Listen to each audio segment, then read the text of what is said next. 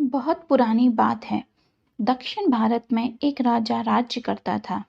राजा का राज्य समुद्र के किनारे था। राजा को भोजन के साथ मछलियां खाने का बहुत शौक था। बिना मछलियों के राजा का भोजन अधूरा रहता था। एक बार की बात है, राजा के राज्य में बहुत तेज तूफान आया, जिसके कारण कोई भी मछुआरा मछली पकड़ने के लिए समुद्र में नहीं जा सका। उस दिन राजा को भोजन में मछलियां नहीं मिली, जिससे राजा बहुत उदास हो गया। राजा ने जब अपने मंत्रियों से इस बारे में पूछा, तो उन्होंने बताया कि इतने तेज तूफान में समुद्र में मछली पकड़ने जाना अपनी जान पर खेलने के समान है, इसलिए कोई भी मछुआरा समुद्र में नहीं जा रहा है। राजा ने घोषणा करवाई कि जो भी समुद्र से ताजी मछलियां लाएगा, उसे मुंह मांगा इनाम दिया जाएगा। राजा की घोषणा सुनकर मछुआरों के मन में लालच तो आया, किंतु कोई भी मछुआरा अपनी जान जोखिम में डालने के लिए तैयार नहीं हुआ। उसी राज्य में एक बहुत ही गरीब मछुआरा रहता था। उसे जब राजा की इस घोषणा का पता चला, तो उसने अपनी दरिद्रता दूर करने के लिए अपनी जान की परवाह किए बगैर समुद्र में चला गया। समुद्र में उसने जाल फेंका, जिसमें कई बड़ी बड़ी मछलियां फंस गई। मछुआरा मछलियां लेकर राजा के महल पहुंचा, किंतु राजा के सैनिकों ने उसे महल में नहीं घुसने दिया।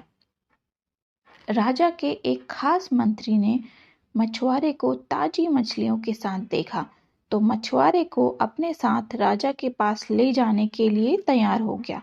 मंत्री जानता था कि राजा मछलियां देखकर बहुत अधिक प्रसन्न होगा और इसके बदले मछुआरे को बहुत सारा धन देगा।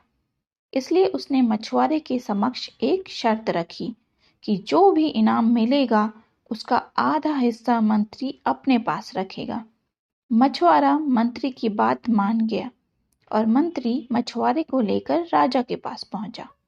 मछुआरे के पास ताजी ताजी मछलियां देख राजा बहुत खुश हुआ।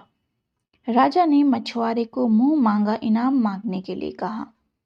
मछुआरा राजा से हाथ जोड़कर बोला, महाराज, मुझे 20 कोड़े मारे जाएं।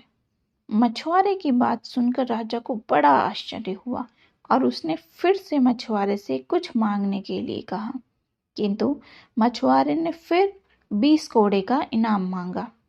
राजा ने अपने सैनिकों को बुलाया और मछुआरे को 20 कोड़े मारने का आदेश दिया।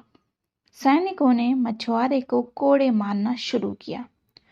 10 कोड़े खाने के बाद मछुआरा राजा से बोला, महाराज, मुझे आप जो भी इनाम देंगे, उसका आधा हिस्सा मुझे मेरे हिस्सेदार को देना पड़ेगा।